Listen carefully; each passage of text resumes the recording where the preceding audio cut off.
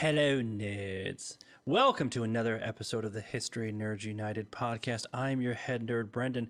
Thank you so much for being here. Today, we have a special episode of the podcast. We have Dr. James Kirby Martin to talk about his book, Surviving Dresden. The reason why this is a special episode is because it is historical fiction. I don't normally read historical fiction, but I made an exception for Jim. He's been fantastic to me since I started History Nerds United, giving us plenty of content, plenty of leads on other authors. And when he said, I wrote my first fiction book, will you talk about it? I said, absolutely. Goes through why he decided to dip into historical fiction, a little bit about how he got there, how he decided to come up with his characters, and how to balance out the history with the fiction. Listen, I am a tough critic when it comes to anything that has to do with fiction, especially in book form, but Jim knows what he's doing. I really like the book. And now let's go talk about it. I'm going to shut up. Let's talk with Dr. James Kirby Martin. All right. Welcome to the podcast, Dr. James Kirby Martin. Jim, thanks for being here. Well, thank you in turn, Brendan. It's certainly my pleasure and looking forward to our conversation.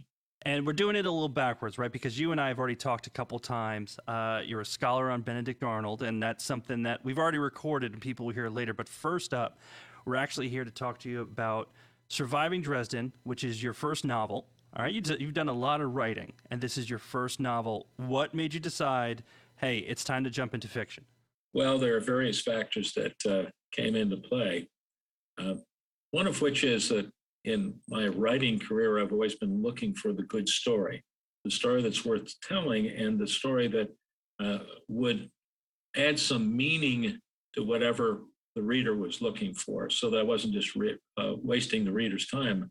A lot of academic literature and academic history is very detailed, and as you read, you start to wonder, why am I reading this? What's the point of all of this? And so one of the things that has really fascinated me over the years is really the matter of developing the story. And I can do that writing nonfiction, like my book on Benedict Arnold, or I can do it, as I'm beginning to learn, through fictional means. And this is my first real attempt at producing a novel. And so that's part of it. And if I put it this way, I've read some very good novels over the years. I've read some really rotten novels too at the same time. But the good ones all have a basic characteristic, and that is that they really do understand the historical background around which their characters are circulating. And that was very, very important to me in doing Surviving Dresden. And if I could give you a couple of examples, there's an author by the name of Kenneth Roberts. And Roberts wrote wonderful novels back in the 30s and the 40s that I read when I was much younger, and are still very popular today, dealing with the life and early adventures of Benedict Arnold, as a matter of fact, but they're very historically accurate. And that is impressive in itself. And getting people really interested in history, you can do it through novels. It just doesn't have to be nonfiction work. And the other part of it is the ability to develop characters. And quite often when you're writing history, you just don't have really enough information about whoever it is to really get into the character of that person. That is the soul of the person. But in writing a novel, if you're doing it correctly, that's another goal, and that is to really get to understand where people are coming from, and understanding that people come from many different directions and whatever the core issue might be. And so these factors really came together. But then several years ago, back in 2010, I actually spent the night and the next day visiting Dresden. My wife and I were there. We were traveling around Germany. And that's when we ran into a local guide who was determined to tell us that the Allies had absolutely no reason for bombing this city, that it was a terrible mistake. Thousands were killed. It was inexcusable. Everyone knew the war was coming to an end. And if you thought any differently, you probably, as she was at one time, not a good member of the Communist Party, because that's really what she admitted to us, that she had, because Dresden was in East Germany after the end of the war and really didn't get freed up until the late 1980s and early 1990s. So she sort of stimulated me, because she's saying this was a horrible mistake. It was a tragedy. It was unfair. People were killed mercilessly with no rhyme or reason. The war was almost over. What were the Allies trying to accomplish? And so I just put myself on a reading program for the next 2 or 3 years where I would select this book or I'd select that book and try to, first of all, learn much more about Dresden, its role in the Second World War, why it became a military target, at least for a brief period, although some think it should have never been a military target, and I'll readily admit that, and why the Allies in the end, after much hemming and hawing, and ultimately with the agreement of Russian leaders like Joseph Stalin, decided to go ahead and bomb the place into oblivion because that would actually help Stalin in his eastward advance into Germany. So that's how I got started. Really, it was just a person who said, this was a terrible thing to do. And really, when you look at it from a military perspective, the war isn't over. It's a long way from being over. People are being killed all over the place. And really, one of the questions then that comes up is, how do you stop the killing when the killing won't stop? So these are the kind of things, and in combination with my background in military history, that sort of came together in the production of this kind of a story. And now you didn't write this solo; you wrote this with Robert Burris. How does that come together? And then also, a lot of times you'll see two authors' names on a book. Like, how does that work? He helps you out with certain things, or you're kind of writing in concert, or you write a little bit, send it to him, and he kind of gives you feedback. How does that all work? Well, in our case, Bob and I hooked up again around that time in 29 and 2010, and we were working on a different project that was tied into a book that I did on the Oneida Indians in the American Revolution, co-authored with another historian, as a matter of fact. And this book did very well in the marketplace. And I asked a friend of mine who was a sometime scriptwriter whether he might be interested in telling the Oneida story of that particular Indian nation in upstate New York, and telling the story in the form of some sort of a television documentary or movie. Well, Bob is a professional scriptwriter. That's what he does. And through a series of fortuitous circumstances, we met, we agreed. He has a very keen understanding of history and historical issues. He doesn't jump to conclusions, and he doesn't have an agenda where he's trying to prove this or that or whatever else it might be. So we did write and almost made a movie about the Oneida experience in the American Revolution. Well, the project fell through. We don't want to go into that. But Bob and I kept working together.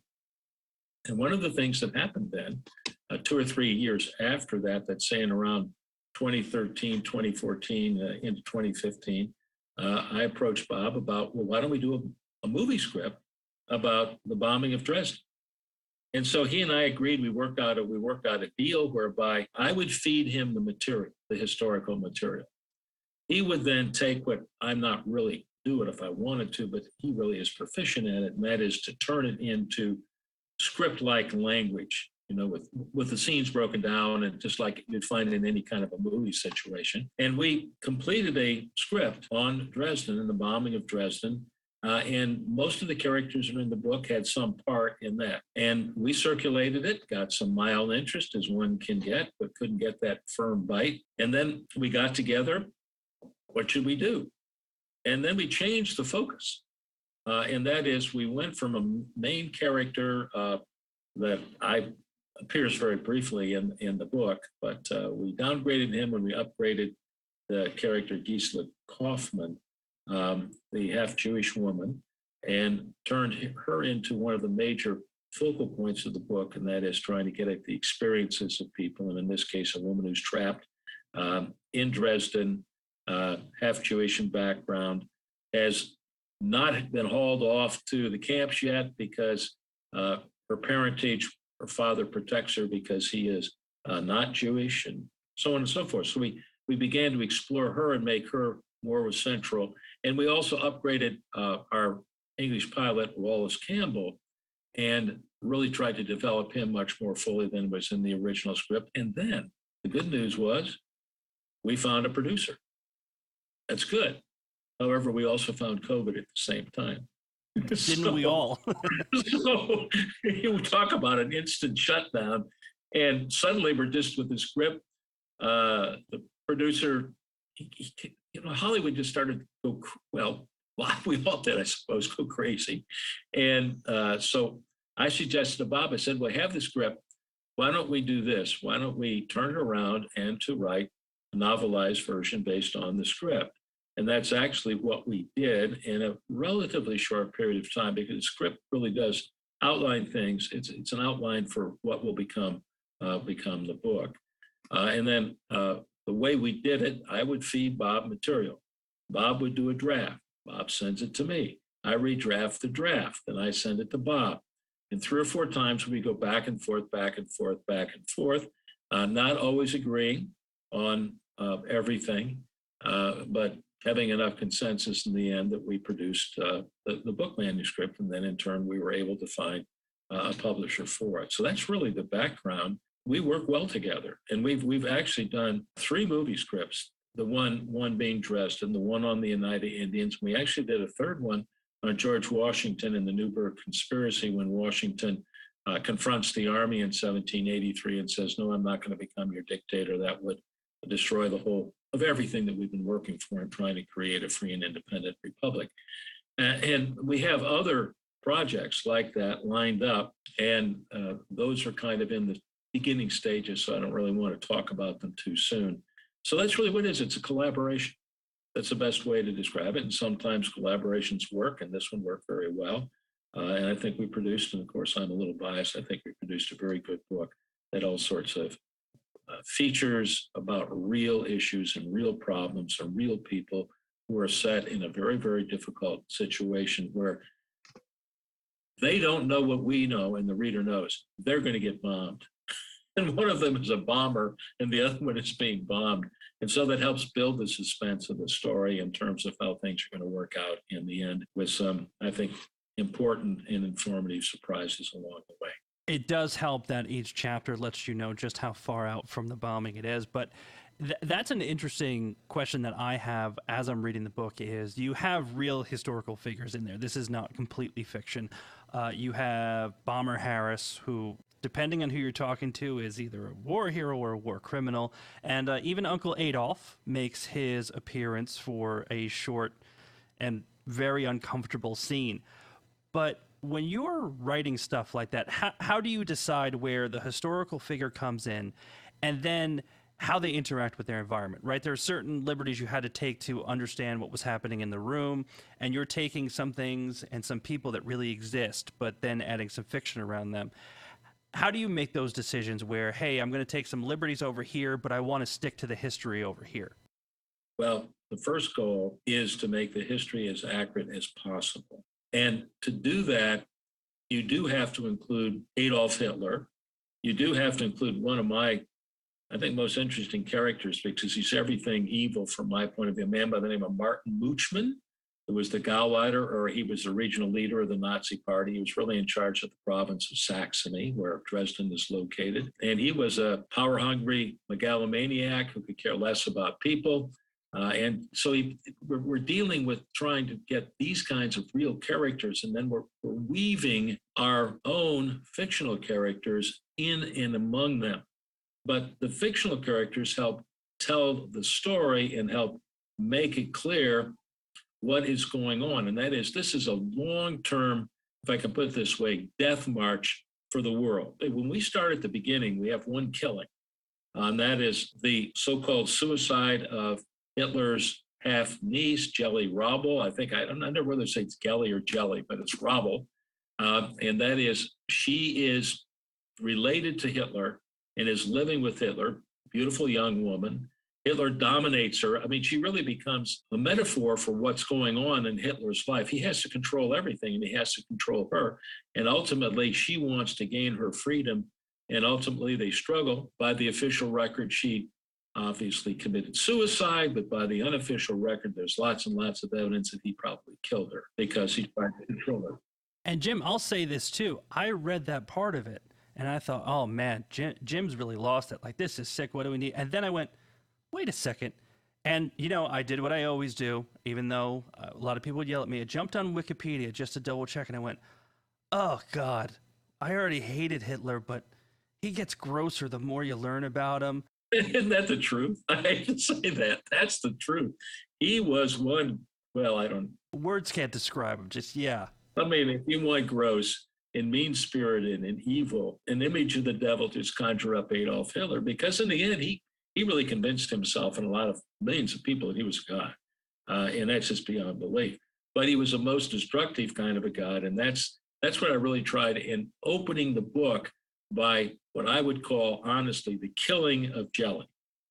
It really is meant to symbolize what is going to happen as Hitler gains more and more and more control. And as he gains more and more control, the result is more and more people are going to die, to the point where it gets into the millions, tragically, for the world. So it's really meant to be that kind of, because we then go from Jelly and her suicide, murder, whatever you want it to be, and we really do suggest it was a murder, not a suicide, by the way we present the story. And we then go to what? Auschwitz-Birkenau. I mean, we do that on purpose to make that jump. We originally started the script with Auschwitz-Birkenau. But I said, we got to set a context for this in a certain way in the frame of a novel, because what we know about Auschwitz is so awful, it's almost beyond description. And then we would introduce, in another news story, we would introduce various of our important characters, most importantly, Winston Churchill, because we're not telling you where he is, but he's actually at Yalta, the Yalta conference being so important to this story. And so there's a reason for this, but in those news stories, there's a weave of fiction with fact. For instance, in the news story about Churchill, there's a fellow who is being interviewed by the press. I made it all up. It was some high level. I used his name. I can't remember it right now, in the British cabinet. And he's sort of hinting around because saying, well, what is Churchill really up to, and that sort of thing. And one day I had this little inspiration, and Bob thought it was okay. And so that's the thing when you write a novel. It's accurate what he is saying, but we don't have any idea what he may have said or whether he even had that particular interview. But it's also part of the storytelling process to feed the reader more information to help to keep developing the story. And our two main characters, Gisela on the ground and Wallace, the pilot, in the air, are slowly going to come together, but then it's not that kind of a love story. There's a different kind of a love story that's going on involving this Wehrmacht soldier, Albert, and he has some affection for Gisela, and that will play itself out. And I'm not going to give away the ending of what happens there because I still want people to read the book. But the juxtaposition of the person on the ground, is the main focus on the ground, and the pilot in the air who has acquired all sorts of doubts about what he is doing. He's like a conscience. She is trying to survive, and survival is not so much his issue, but the moral dilemma of why do we keep killing people? Because that doesn't bring an end to the war. And that's something that he tries desperately to work out in the end as we try to put the story together, somewhat successfully so. Did you originally plan to kind of have that two-pronged narrative where you have Captain Campbell in the air and you have Gisela on the ground? Or was it about you wanting to make sure that you gave a full overview of what was going on, right? To have somebody on the ground and have somebody in the air, so you're capturing both points of view? Or was it purely story for you that just kind of grew out of it? No, it really was in the first script that I described earlier.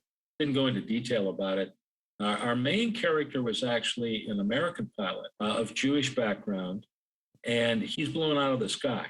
And he survives, and he ends up in Dresden. And we didn't appreciate a couple of things, one of which we may have been getting a little bit too close to the Vonnegut novel, which Slaughterhouse-Five is what I'm referring to, which is really a weird fantasy story in many ways, where the pilgrim ends up in outer space at the end. We were not interested in that. We were interested in realism. Yeah, no spoilers, but nobody ends up in space afterwards. That's right. Okay. And then we found out that there was a German production. We did not know this when we started this, a German production that appeared on American TV one time on the History Channel, a miniseries of maybe 3 episodes about Dresden. And they had conjured up an English character who ended up crashing and being on the ground. So when we were initially trying to vet that script, what happened was we started to run into this. Were you aware of this? And the answer is no, we weren't. Well, your story's a little bit too close. Well, why would anybody want to produce And it's not that close, but it just feels that way, I guess I should say. So we backed off of that. And then after some thought, we decided to go in an entirely different direction with the basic internal story. That's the best way for me to describe it. And so Gisela moves up, becomes more important to the story on the ground, and then those around her. She's not the only character on the ground, but she's in play with a series of characters on the ground, including Albert and Albert's family, the Schmidt family. And I wanted the Schmidt family and the father to be, we never even gave you his first name, just Mr. Schmidt through the whole thing, because he's a grocer and they're running out of food. And he has enough humanity in him that he tries to help the starving Jews, basically. So he becomes like a symbol of the decent German.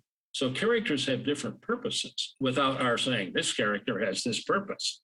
And then we do a little bit with Gisela's family. Now, the woman we base Gisela on, I don't want to reveal that, but there was a particular character that I ran into. I read a lot of memoirs, as a matter of fact, and trying to think about characters. It wasn't just the story itself of the bombing at Dresden. I tried to read about people and their experiences. And so this man Weinblatt, and I won't talk about what happens to him, but it's not necessarily happy for him. He's based on another character that had a somewhat different life, but was an educated person, was a college teacher, professor, a linguist, and very learned, and was thrown out of the academy for one reason, and that was he was Jewish.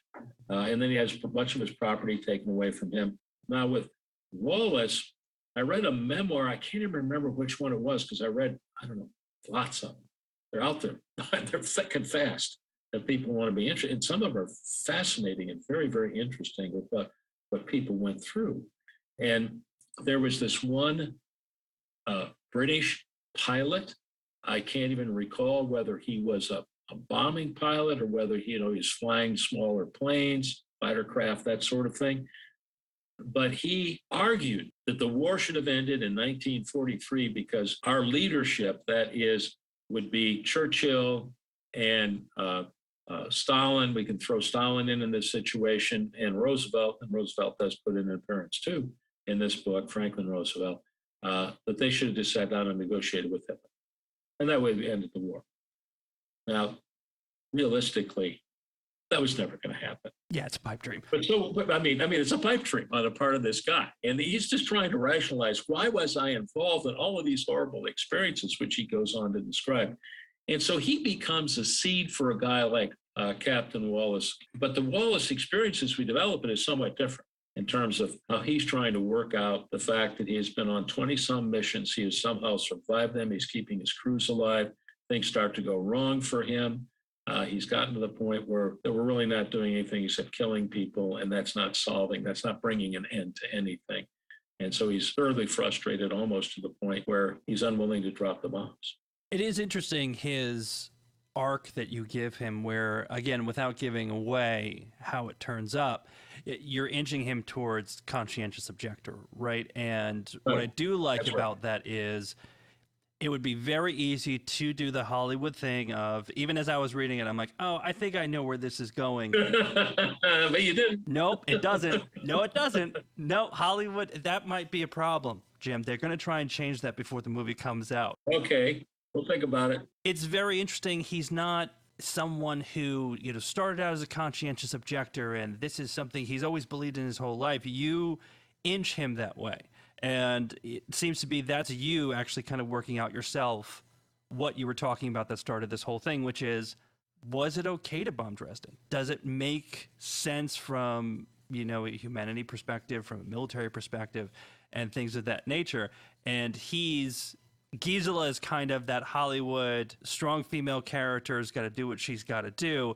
And he's the thinker side of things where it's working out that existential question, so to speak. Absolutely. This, from my point of view, is one of the great advantages of doing fiction, because we can take these people any way we want to. And I think in those two instances as major characters, I think we did a good job of developing them so they weren't. In so many fiction works I've read, you don't get to know the people. It's amazing to me. I just started a novel. I won't talk with much detail about it. And suddenly, 20 pages in, I'm confronted with 15, 20 characters. I don't know who they are. I don't know how they belong to each other. I don't know what it's all about. I don't know anything about them. That's not a comfortable read. Well, what did I do? I stopped reading. That being said, did you, take a few liberties as an author in your writing fiction? You decide to drop anybody in here or there just for fun? I actually already know the answer to this, but I want the public to know too. Well, yes, and because it was fun. Thinking about the counterweight to a person like Gisela, who's a very hardworking, profound, decent human being, who's being abused because she's Jewish, basically. And that I thought about this then, we should have a counterweight. And this gets to one of the real characters, a man by the name of Martin Moochman. Moochman is the regional Gauleiter word that they would use. That is, he is the strong boss of the Nazi party in the province of Saxony. He's number one, and he's a mean soul. And he likes being Gauleiter. He's proud of it, and he's kind of an idiot, basically. And by the way, the Russians finally do him in, but that's in the book too, and that's actually true. What explains the Russians said they had enough of him in 1947 and hanged him. So that's true. The Russians had enough of a lot of people, a lot. You took out a real loser. But I wanted to get a character and find a character sort of counterbalancing Gisela, and I came up with a woman by the name of Inga. Young, beautiful, has no idea what's going on, but is fascinated with Moochman, not because he's attractive, but because he has power, and she's attracted to that power. And then we have this party scene. Now, the party scene, there was something going on that evening. Fasching, this holiday is going on in the background. That part of it's true, but whether that particular party took place or whether those people said the particular things they did, I can't tell you. That's part of the novelization of the story. But she sort of latches onto this guy. And it's kind of embarrassing to him because he's sort of flattered that this really attractive woman who doesn't have any idea, she's lost her husband and she's drunk, and all that kind of stuff. And so I really wanted to develop her to show there are just people out there. Here we are in the midst of this horrible war. People are dying all over the place. Bombs are on the edge of being dropped. And she doesn't even know what's going on. I mean, it's just like... Thank God people like that don't exist anymore. Well, that's right. I mean, leave it to me to make up that kind of a character, right? Where we know there are tons and tons of people who have no idea what's going around them each and every day. But she is that kind of a person. And that's part of the fun of writing fiction, because you can do things like that. Hopefully I didn't offend anyone. That's part of the spirit of the story, if I can put it that way. Absolutely. And I think you can't be called a hypocrite on this, because you have Gisela, who's the strongest person in the book, period, done. Right. And you're talking about having her mirror image, Inga, right? But for Wallace, Captain Campbell, he has a real life counterpoint that you have in the book, which is Bomber Harris, right? He's somebody who did exist. Right. And you have Wallace, who is starting to think about, hey, is this the right thing to do? Are we doing what's right? Whereas Bomber Harris is known historically as being extremely divisive, because his idea was bomb the hell out of everyone, will ask questions later. Right. And I think that is the perfect balance, right? Gisela needs to have her mirror image as well, especially when Wallace has his. Well, and with Bomber Harris, and actually with a lot of the thinkers and the planners, the notion that we would use the bombing to destroy their will to keep fighting, their morale would be the word, I think would be the correct word. That is commonplace, and that runs through the literature. That's very much the case with Bomber Harris. It's like, you bombed us, we're going to bomb you into oblivion. He's a pay you back kind of a guy. He's a very interesting character. He wrote a very interesting memoir after the war called Bomber Offensive, which I have consumed to get a feel for him. What's a little bit different is in the purpose of the writing, we simplify the whole background to the decision of bombing Dresden, because we focus on the orders that do come, and actually the Russians were approving them and so on and so forth, and thought they were a good idea, that come from the Yalta Conference. The conference is really devoted to dividing up Europe once the war is over. We know we're going to eventually get there. They can't. The only debate is how long can they last? And part of the decision is we can speed up how long they can last. Even Eisenhower said, if we can convince them by pounding them into the ground, there's no reason to keep going, that is a workable strategy. Now, he didn't necessarily approve the Dresden plan, but that plan actually was called Operation Thunderclap, and it goes back into 1944. And interestingly enough, the Americans shelved it. They said, no, we don't want to do this. Then when to fill this in historically, and we just didn't want to get into this because we get into the historical details sometimes, you have the Battle of the Bulge, fearsome fighting. And Hitler and the battle really are defeated by early 1945, January 1945. Then they begin to talk about using the interior lines kind of a mentality about moving those soldiers, since we've lost here, to throw them up against the Russians, because the Russians are now virtually at the Oder River, not all that far, 40 or 50 miles from Berlin at this time. And then if you look at the map, Dresden's about 100 miles south.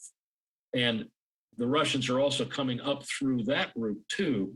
And the Germans are moving a lot of troops through the rail system through Dresden. And there are lots of German soldiers that get killed in the bombing, by the way. And so you go into all of that.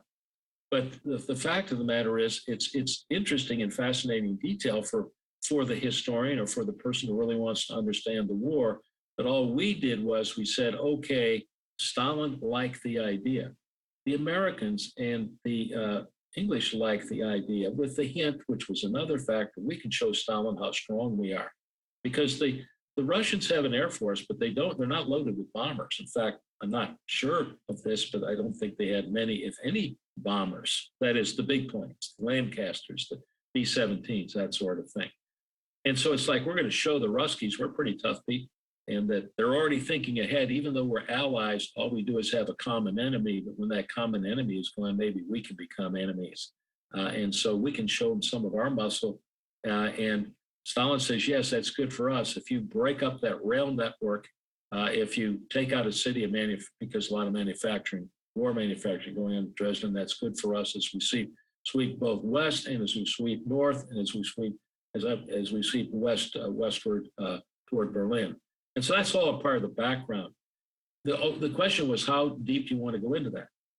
And can you lose sight of the story? And our goal is to keep the story moving. And so that's I think, from my point of view, that was a conscious decision that, from my point of view, as a writer and storyteller, was the right way to do things. But anyway, it's an adventure because you're making these decisions all over the place. And I can tell you, honestly, I could take this story and double it. Mike. I mean, you kept it trim. This is 180 pages. You're in, you're out.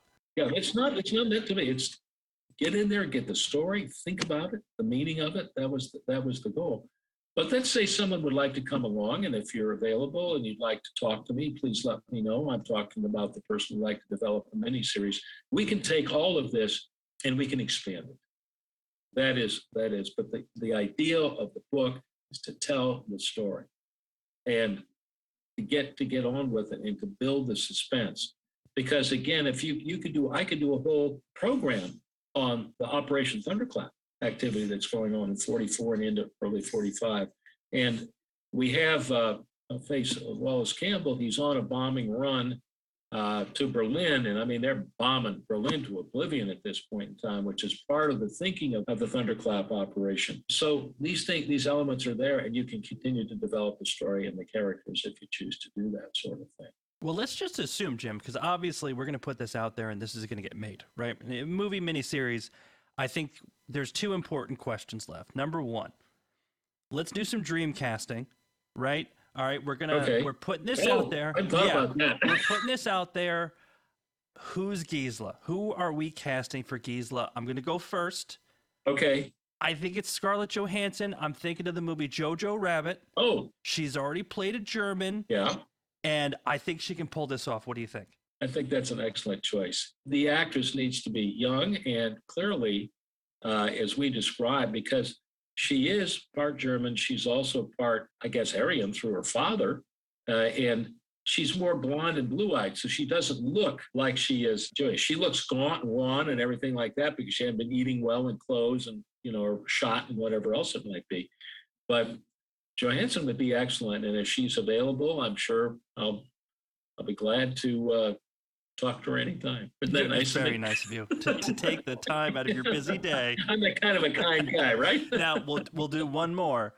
Although I want to just add, I'm happily married. Okay, so I'm not looking for a date. We're talking about how talented she is. It's fine.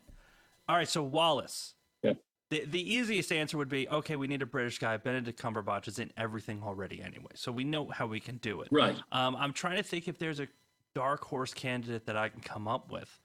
But you know what? I could see Christian Bale pulling this one off. I think this is cerebral enough for him that he would love to get into this. Right. And if I'm not mistaken, isn't he English in his background, or am I mixing up with someone else? He is. So he has no problem with a little bit of the accent and all that sort of thing. Exactly. And I've seen these various miniseries, and there are various characters. There was a male lead on Downton Abbey, and then they killed him off after 2 or 3 seasons. I can't remember the actor's name, but he was a very popular guy. I don't know whether you can come up with that for me. The guy that played Poldark, all right? Just to give you another example, dark, handsome, whatever, very, very British, manly. These are the kinds of people that would come to my mind off the top of my head. Dan Stevens. We'll get Dan Stevens. I think he would love to do this. Okay. Again, if you can find time in your schedule to talk to him, I think we can talk him into it. All right. I can probably squeeze, 5 or 10 minute talk in. All right. I want to close out on probably the most important question I'm going to ask you this episode. Can I be in the movie? I'm not saying I should be Wallace. I think I can do a British accent. I'm not saying any Wallace, but even just, a party goer, drunk guy in the background, give me a couple of lines. I just want to be able to say I got my SAG card is all I'm saying. Well, that would be a possibility, maybe somewhat remote for Wallace. But I have a couple of other parts you might be able to do, such as we have our priest, the Anglican priest, who's trying to counsel Wallace about how much he's torn up by all of this. And then we have another character, Colonel Burton, who is in charge of the meetings, that is the briefings. I think Colonel Burton appears at least twice. And he's a fictionalized character of the duty officer, we don't question orders kind of person.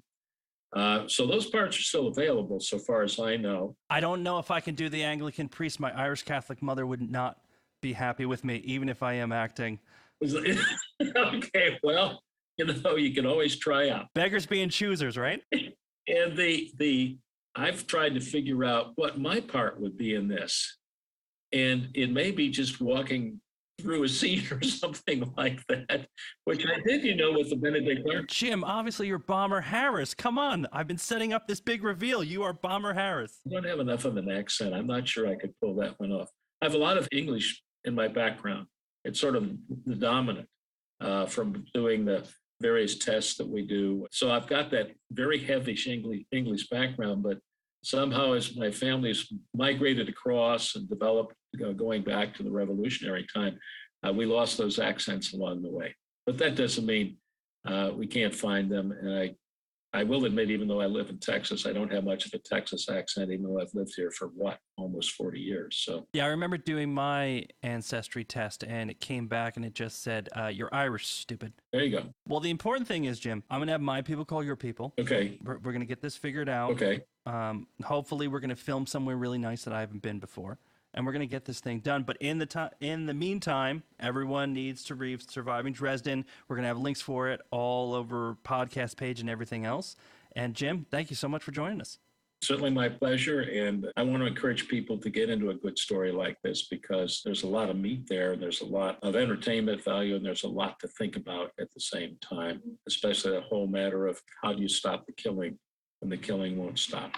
It's a fundamental issue of dealing with the morality of war. So we'll leave it at that. Thanks so much. I enjoyed it, and I'm looking forward to whatever comes next. And that's it for this episode of the History Nerds United podcast. Thanks, Jim Martin, for coming on and telling us more about his great book. Listen, go on out there, find us on Instagram, Twitter, Facebook. Go on to the website, historynerdsunited.com. And we have sponsors now. If you're buying anything on Amazon, do us a favor. Go to historynerdsunited.com first. Click on our Amazon banner at the bottom of the first page. Doesn't cost you any money, but for a couple of clicks, we're going to get a kickback from Amazon. Everybody wins. Until next time, nerds.